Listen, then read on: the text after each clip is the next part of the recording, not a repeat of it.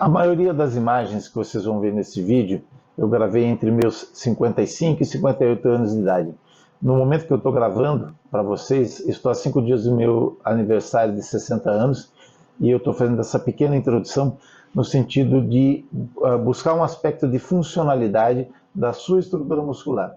Eu tenho uma série de problemas decorrentes, logicamente, do tempo, da idade, da minha estrutura óssea, né, meu peso, e das modalidades que eu fiz de lutas, né, que sempre expõe a um desgaste de algumas articulações, e no caso específico eu estou falando da coluna vertebral, que é a estrutura articular mais importante. Todo mundo sabe, uma lesão mais grave na coluna compromete os movimentos, indo até a uma situação mais grave de, por exemplo, uma tetraplegia, fora os desconfortos mais leves, como uma hernia de disco e algumas dores que podem ser comprometedoras e que impedem você de fazer algumas coisas. Nesse sentido, quando eu mantenho a força muscular e mantenho a estrutura mais íntegra possível, obviamente tem uma série de coisas que eu posso fazer, como suplementações e outras abordagens clínicas, que eu não vou discutir aqui agora, eu vou discutir o aspecto de treinamento. E por que eu tenho esse problema? Eu vou mostrar para vocês aqui já a ressonância magnética da minha coluna e o que tem de diagnóstico nela, porque antes de eu ter os problemas decorrentes das lutas, eu tive um acidente, eu fui atropelado, e a pancada, logicamente, que tem um desgaste, minha articulação do ombro é um outro problema para ser falado num outro momento. Como eu disse, vou focar na coluna hoje. Então deixa eu já mostrar para vocês o que eu falei em relação à questão da minha coluna. Essa aqui é uma aula que eu dei para os alunos de graduação e que eu não vou aprofundar depois, eu vou gravar algumas coisas mais detalhadas sobre todo esse processo mecânico, musculatura, etc., envolvida na estrutura da coluna vertebral.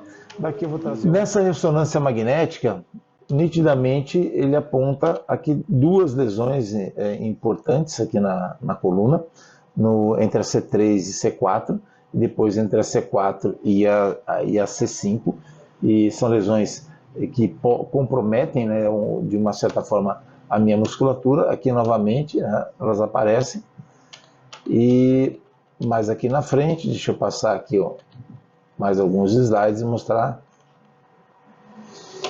mais claramente as protusões que tem também aqui na altura da L4, L5, L5 e S1, que é exatamente aqui na região lombar. Considerar um efeito prático da minha atividade. Eu ainda continuo, como eu disse, a maior parte dessas imagens depois de 55 anos, continuo treinando com cargas altas, no agachamento aí com 180 quilos, em levantamento de terra com 220, logicamente que eu faço com suporte, exatamente por uma questão de segurança, isso é um motivo de discutir em outro momento, não agora, mas só estou mostrando que mesmo com essas condições eu tenho um processo de funcionalidade preservado. Essa queda foi porque o strap, né, a luvinha aquela escapou, e aí eu não acabei desequilibrando. Agora eu vou apresentar para vocês o que eu estou fazendo para compensar, né? Então eu tenho toda uma estrutura para manter essa musculatura ativa, né?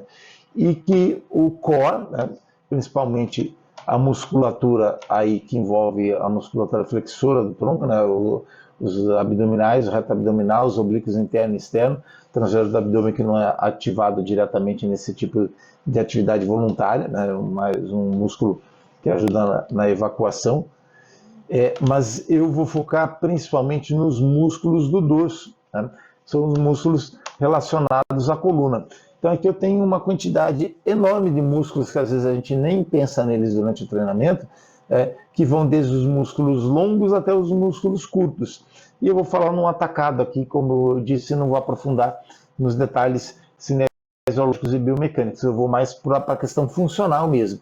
Tá? Então essa musculatura aqui, como dá para observar nessa imagem, ela mantém que preserva a sua condição de funcionalidade. Então, não vou falar músculo por músculo, não é o objetivo agora, como eu já falei, mas esses aí seriam os músculos longos, né, que ele está destacando no slide. Depois eu vou ter os músculos médios, que também são músculos que estão ligados aí diretamente às vértebras, e os músculos curtos, que ligam uma vértebra na outra. Aqui mais especificamente eu consigo visualizá-los, né? Então eu tenho esses músculos aqui de tamanho reduzido, que ligam uma vértebra na outra, entre duas vértebras, e os que ligam aqui os processos espinhosos, nesse processo lateral, que faz com que a coluna tenha a possibilidade de rodar, né? Ou seja, a rotação da coluna. De uma forma muito direta e específica, essa estrutura muscular permite a funcionalidade da coluna, mesmo que eu tenha aqueles desgastes nos discos intervertebrais, eu consigo manter a funcionalidade da coluna com o fortalecimento da musculatura. E que é o propósito desse vídeo, está mostrando algumas coisas nesse sentido. Quando eu faço, obviamente, aqueles dois exercícios, como eu mostrei, o agachamento e o terra, eu tenho uma compressão direta nessa estrutura articular. Mas eu preciso, e vai fortalecê-la, lógico, porque você tem pressão, eu tenho uma resposta de adaptação, porque os mecanorreceptores são um estímulo importante para a hipertrofia. Então, esse simples fato de eu colocar uma carga maior, eu tenho um aumento na estrutura muscular e no fortalecimento dela. Mas não é específico.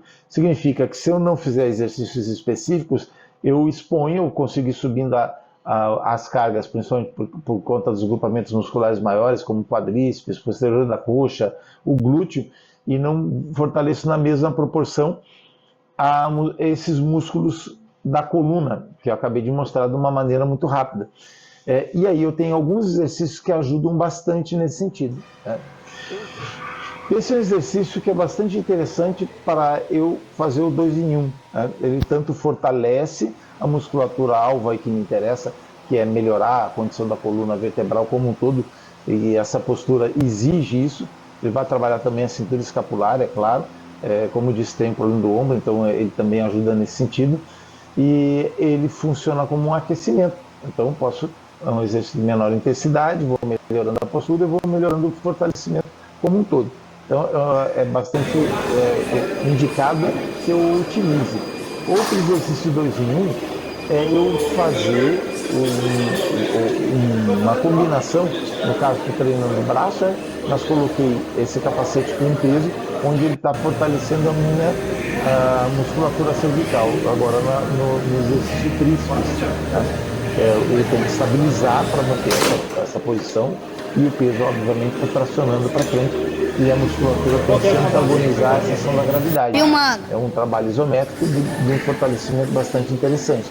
Aqui, novamente, estou repetindo a rosca bíceps, uma carga um pouco maior, e por obviedade, antes aumentou a carga, você acaba roubando, ele tem um balanço, o que você tem que trabalhar uma isometria intensa aí na musculatura da cervical.